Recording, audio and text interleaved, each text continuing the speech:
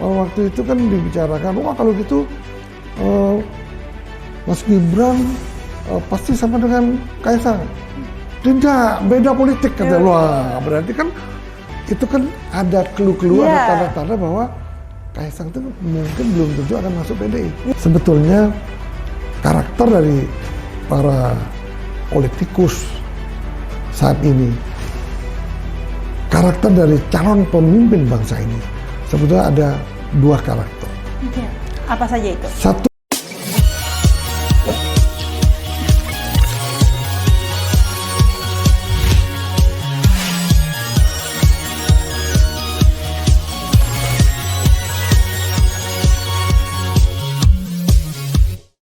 Halo, selamat sore. Kembali lagi di channel Mister Puisi. Tepuk tangan. Nah, biasanya kita membahas mengenai politik, perkembangan politik, bahkan pemilu tahun 2024 mendatang. Dan kita juga sudah sering membahas mengenai calon presiden yang akan maju pada Pilpres tahun 2024, bahkan juga kita sering membahas siapakah yang akan menjadi wakilnya. Nah, saat ini banyak sekali berita-berita yang membahas mengenai anak dari Presiden Republik Indonesia, yaitu Bapak Joko Widodo. Nah, dari pembicaraan tersebut, maka hari ini kita akan sedikit mengulik dan membahas mengenai kedua anak dari Presiden Republik Indonesia ini. Nah, sebelum itu saya tentunya akan membahas hal ini bersama Mister Puisi. Sebelumnya Mister Puisi, bagaimana kabarnya? kabar baik. Kamu kabarnya gimana kok? Berapa hari ini off Kak? Oke. Ya, jadi beberapa hari ini kurang enak badan Mister Puisi. Jadi sementara sekarang saya sudah mulai lagi karena untuk membahas politik kan seru-serunya ya Mister Puisi. Jadi hari ini kita akan membahas atau mengulik sedikit tentang anak Presiden Republik Indonesia. Siapakah itu? Yaitu ada Gibran Rakabuming, yaitu seorang pengusaha dan juga politisi Indonesia yang lahir pada tanggal 1 Oktober 1987, yang saat ini menjadi sebagai wali kota Surakarta dan sering dipertanyakan jika disandingkan dengan adiknya, siapa sih yang lebih hebat? Siapakah adiknya? Yaitu Kaisang Pangarep, yang merupakan seorang pengusaha makanan Indonesia dan juga YouTuber yang lahir pada tanggal 25 Desember 1994. Nah, Mister Puisi, kita sedikit mengulik anak presiden nih Mister Puisi. Bagaimana nih hari ini?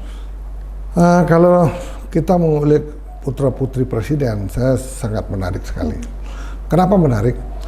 Pada saat dulu zaman Bapak Soeharto menjadi presiden, kebetulan sekali saya merupakan salah satu tangan kanan putra Presiden Soeharto, yaitu Mas Tommy Soeharto. Saya waktu itu menjadi tangan kanan, kemana-mana saya diajak, ke Pak Menteri saya diajak, ke luar negeri saya diajak, wah sampai mana-kemana kita diajak. Malah sempat waktu itu, kita meresmikan ke Belitung, waktu itu kan belum banyak orang menggunakan jet pribadi ya. Kita udah waktu itu pun udah menggunakan jetnya pribadi karena beliau punya pesawat jet waktu itu. Nah, kemudian kenapa ini tertarik? Karena apa? Saya rasanya bernostalgia. Ingin menceritakan bagaimana sih seorang anak presiden itu. Sebegitu karismanya presiden Bapak Soeharto waktu itu menyebabkan putra-putrinya juga sangat berkarisma. Kebetulan karakternya juga hampir semuanya mirip dengan bapaknya. Nah, demikian juga kalau kita berbicara mengenai presiden yang sekarang, yang cukup energik, belusukan kemana-mana. Mereka juga mempunyai putra-putra terbaiknya, yang dalam hal ini Gibran saat ini menjadi wali kota Solo. Karakter daripada Gibran ini rasa-rasanya sangat mirip sekali dengan karakter Bapak Jokowi. Orangnya juga kerja keras, diam, tidak banyak bicara. Dan ternyata waktu wali kota yang lama, kalau kita bandingkan dengan Gibran ini yang sangat muda, jauh lebih muda dan jauh lebih belum berpengalaman, ternyata kota Solo ini semenjak dipegang oleh Gibran ini sangat luar biasa kemajuannya. Karena apa? Mungkin pelajaran yang paling banyak didapatkan melalui Bapak Joko Widodo, yang dalam hal ini adalah bapaknya sendiri sebagai Presiden Republik Indonesia. Dia melihat mungkin lagi makan siang, makan malam, mungkin Bapak bercerita lagi membangun ini, infrastruktur ini, bagaimana caranya memajukan masyarakat Indonesia, bagaimana ekspor, bagaimana perdagangan, bagaimana geopolitik dan lain-lain, sehingga Gibran sendiri mendapat pelajaran. Di mana Gibran ini diusung oleh PDI Perjuangan. Nah, itulah yang memungkinkan sehingga Gibran ini menjadi sangat hebat pemikirannya, karena mungkin dialirkan dari pemikiran bapaknya ke pemikiran-pemikiran dia sendiri. Kemungkinan juga kita nggak tahu, tiap malam bapaknya juga sebagai advisor, kita kan nggak tahu. Ada pembicaraan ya tiap mungkin malam. Advisor, kamu ini salah, kurang ini. Akhirnya kan belajar, sehingga banyak sekali hal-hal yang sangat positif yang telah dibuat di kota Solo itu. Nah, kalau kita melihat adiknya itu Kaisang. Kaisang. Ini karakternya sungguh beda. Kalau Kaisang ini merupakan anak yang mungkin sangat dimanja, kemudian tidak banyak malu-malu dan pintar bergaul. Sehingga saat ini juga mereka punya YouTube, punya podcast, malah bisa ngelawak. Benar. Nah, ini luar biasa. Perbedaan karakter kedua putra presiden ini sungguh beda, 180 derajat beda. Sehingga setelah saya mengamati, menilai, dan meneliti kedua putra ini, pasti akan menjadi orang yang hebat di kemudian hari. Kenapa demikian? Satunya mengikuti bapaknya, karakter bapaknya. Satunya ini tidak mengikuti karakter bapaknya, tapi mereka mendapatkan pengalaman di luar. Sehingga sekarang ini dia mungkin lebih populis daripada kakaknya. Benar. Kenapa dia populer? Dia jadi YouTuber, punya podcast, kemudian teman-temannya juga selebritis, kemudian sampai Chef Arnold juga temennya, karena mereka juga sangat hobi dengan kulineran juga. Indonesia Nah, itulah yang menyebabkan perbedaan kedua orang ini karakter sungguh beda. Satunya pendiam, kerja keras, tidak banyak bicara. Yang satunya banyak bicara, banyak temannya, banyak relasinya. Mungkin dia lebih populis daripada kakaknya. Itu apa namanya perbedaannya Kemudian tadi ditanyakan, apa yang ditanyakan tadi? Nah, kalau dari pembicara Mr. Puisi tadi nih, kan sudah disebutkan perbedaannya Mr. Puisi, bahwa satunya pendiam, satunya ini suka bergaul. Mungkin kalau bisa lebih dipersempit itu ekstrovert introvert ya Mr. Puisi ya, mungkin ya. Kalau bisa lebih dipersempit lagi bahasanya. Nah, kalau dari keduanya ini Mr. Puisi, kalau yang paling mencolok sekali nih perbedaannya apa? Yang paling mencolok perbedaannya adalah satu. Kita tahu bahwa Gibran ini diusung oleh PDI Perjuangan. Dia sekarang menjadi politikus sekaligus menjadi wali kota. Yang katanya merupakan tugas dari partai, ditugaskan menjadi wali kota, dan banyak juga belajar bagaimana mereka berpolitik, bagaimana mereka mengikuti aturan-aturan politik yang ada, dan bagaimana mereka belajar mengenai kepemimpinan sebuah wali kota ataupun birokrasi yang sangat belum pernah ditemui pada saat dia sebagai pengusaha. Kemudian dia menjadi wali kota. Untuk mengimplementasikan bagaimana dia bisa bekerja di wali kota, itu membutuhkan jangka waktu yang tidak sebentar, tidak sekarang.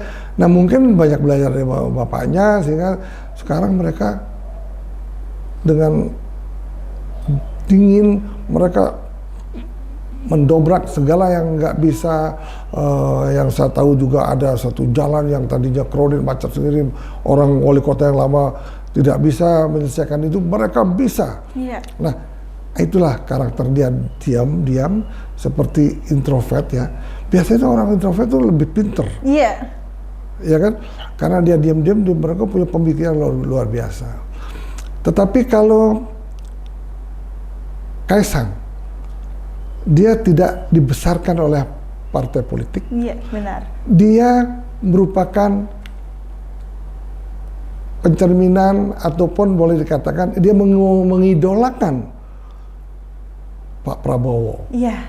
Nah, itu Ya. juga menarik ya Mr. Puisi, Ya. karena kemarin kita juga sempat membahas ya, kalau tidak salah di channel Mr. Puisi juga sempat memakai kaos yang bergambarkan Bapak Prabowo. Itu wah, itu sangat, apakah itu bisa menjerumus gitu Mr. Puisi? Silakan dilanjutkan. Ya, makanya mereka tidak dibesarkan oleh Gerindra, tetapi karena dia sangat mengidolakan Pak Prabowo, Iya. dia mencintai Pak Prabowo, sehingga dia mungkin ingin sekali membantu Pak Prabowo di partainya. Iya.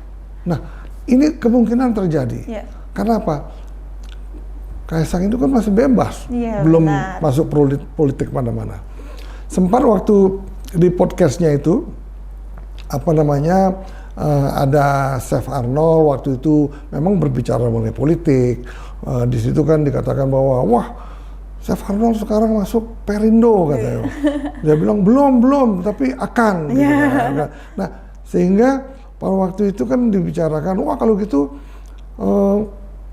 Mas Gibran pasti sama dengan Kaisang.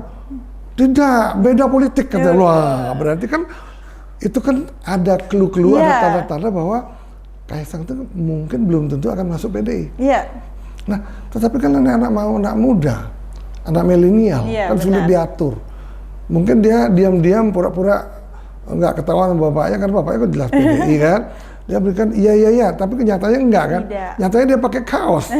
Nah, itulah tanda-tandanya kemudian perbedaan kedua ini, kemungkinan ini Gibran politikus PDI Perjuangan, kemungkinan ini juga politikus di luar PDI. Nah, kita lihat nanti sebetulnya bagaimana sih sesungguhnya. Iya. Itu loh. Oke. Nah, Mr. Puisi berbicara soal keduanya ini, Mas Gibran dan juga Kaisang nih. Nah, jadi memang saat ini rame ya dibahas soal kaos yang dipakai oleh Kaisang sendiri.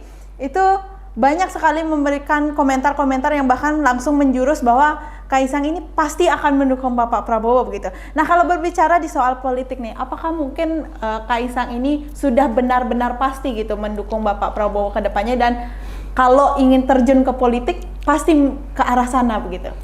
Ya, kalau lihat karakternya memang kuat karakternya. Dia kemungkinan akan karena sangat mengidolakan. Iya. Bagaimana misalnya kita mengidolakan seseorang, habis itu kita tidak mendukung idola kita, kan rasanya nggak bisa tidur. Nah, kemungkinan di samping itu juga saat ini Pak Prabowo kan Pak Jokowi, ya, presiden kita Pak Jokowi belum tahu sebetulnya arahnya kemana sih. Dengan kemarin coba lihat musyawarah rakyat kemarin berkumpul di Istora Senayan. Nah, di situ beliau berpidato bahwa kita harus mendukung nantinya pemimpin yang kuat. Nah, itu kan clue-nya untuk siapa? Kita nggak tahu kan? Benar. Karena kan Pak Ganjar juga kuat, karena PDI Perjuangannya sangat kuat. Pak Prabowo memang orangnya memang kuat dan tegas. Nah, tapi itu kan tidak bisa kita ditafsirkan bahwa Pak Jokowi akan mendukung Pak Prabowo dan atau akan mendukung Pak Ganjar. Nah, beliau mengatakan itu kita lihat nanti siapa kira-kira yang patut dan kita dukung menjadi presiden RI. Tapi kalau rasa-rasanya juga Pak Jokowi kan nggak mungkin akan tidak mendukung Pak Ganjar.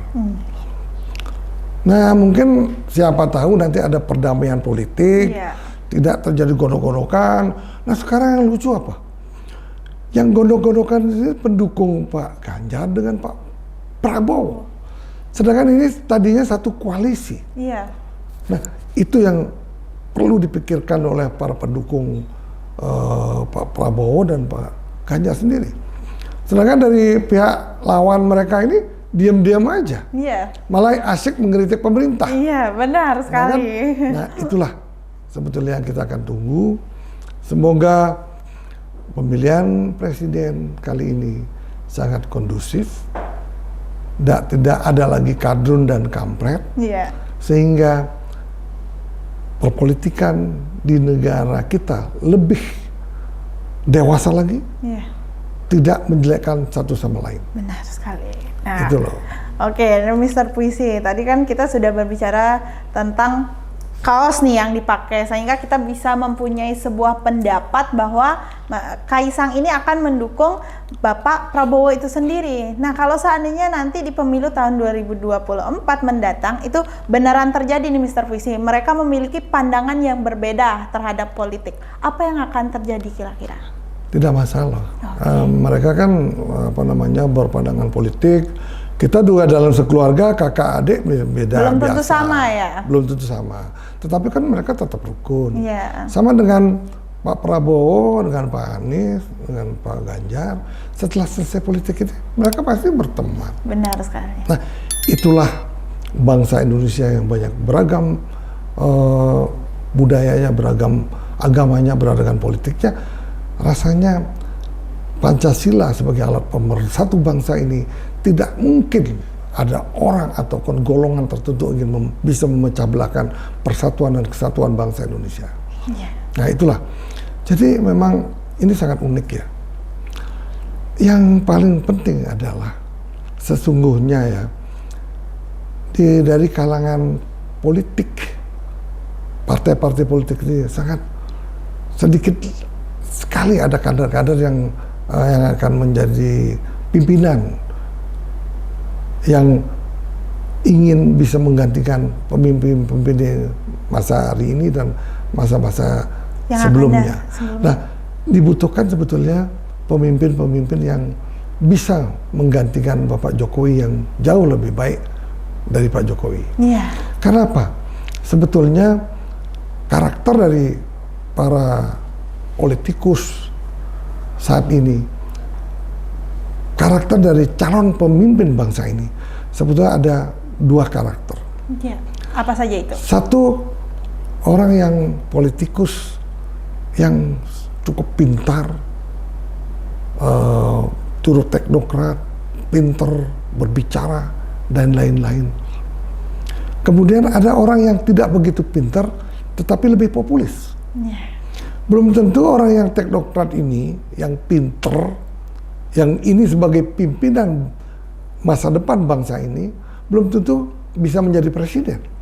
Kemungkinan orang yang populis ini yang nggak begitu pinter, yang banyak gaul, yang Instagramnya jutaan, kemudian sosial medianya tiap hari juga aktif, mungkin orang ini yang bisa menjadi pemimpin. Iya. Karena lebih dikenal ya. Lebih dikenal. Benar. Itulah sebetulnya maka masyarakat harus berhati-hati memilih para pemimpin yang betul-betul mampu mensejahterakan masyarakat Indonesia, tidak memikirkan diri sendiri. Iya. Nah itulah perlu kita cari pemimpin-pemimpin yang qualified, yang tidak sekedar populis, tetapi mereka mengerti bagaimana memanage sebuah negara. Nah, tetapi ada satu dua orang yang memang orang yang teknokrat, manajemen yang baik dan populis. Contohnya Pak Sandi Uno. Yeah. Nah, kemudian Pak Erick Thohir di dalam perusahaan sendiri bagaimana dia mengelola sosial sangat maju. Dia mengelola pemerintahan ini, mengelola BUMN misalnya sangat profesional, sehingga BUMN sekarang itu sangat maju. Yeah. Dan semua akan digobablekan, sehingga manajemen pun akan transparan dibuatnya. Yeah. Nah demikian juga Pak Sandi Uno. Mereka orang teknokrat, bukan orang birokrat, tetapi orang teknokrat, pintar manajemen, seorang eksekutif, tetapi mempunyai dia populis juga. Yeah. Nah, diharapkan sih kalau ada orang yang teknokrat, pintar manajemen dan ahli, jujur, berhalak tinggi, nah dan populis. Nah, itulah calon pemimpin masa depan yang patut kita incar dan menjadi pemimpin bangsa masa depan yang cukup brilian yang mampu memajukan bangsa Indonesia. Gitu. Oke, nah Mr. Puisi tadi mengutip dari perkataan Mr. Puisi itu ada dua kepribadian yang dimiliki oleh seorang calon pemimpin yang ada kemungkinannya untuk menang. Ada yang populer, tapi ada juga yang tidak populer, tapi dia pintar. Tapi lebih pintar. Iya. Ya. Nah kalau dibandingkan dengan kedua anak calon presiden presiden kita nih Mr. Puisi, dua anak Gibran presiden. sama Kaisang. Ya, Gibran sama Kaisang. Apakah kedua-duanya itu masuk? Ya ini bisa kita kategorikan kalau Kaisang ini orang yang populis, Iya. mungkin kalah pinter daripada Gibran. Tetapi dia belum tentu kalah kalau dia masuk lalu bertanding menjadi rebutan jadi presiden. Mungkin bisa menang. Iya. Yang populis, yang banyak gaul, temannya banyak, masyarakat tahu mengenal dia ceria, dia baik hati, dia mungkin bisa kerja keras juga, dia bisa belajar, mungkin dia menang. Tapi kalau Gibran, kita kategorikan orang yang pintar, tapi tidak bisa bergaul, kurang populer. Nah, tetapi dia orang pekerja keras, orang pintar, mungkin mempunyai manajemen yang baik. Karena apa? Dalam sekejap juga dia bisa memanage kota Solo, dia sebagai wali kota Solo, dan ini seorang birokrat yang memungkinkan akan bisa meneruskan bapaknya yang ke depan. Iya, oke. Wah, seru ya Mr. Puisi pembahasan hari ini. Berarti kalau kembali lagi ke temanya nih Mr. Puisi, berarti siapa yang lebih hebat, Kaisang atau Gibran? Rasanya yang lebih hebat adalah Gibran. Menurut saya. Tapi kita lihat lagi lah dalam 5-10 tahun yang akan datang, kita lihat siapa yang lebih hebat, siapa yang akan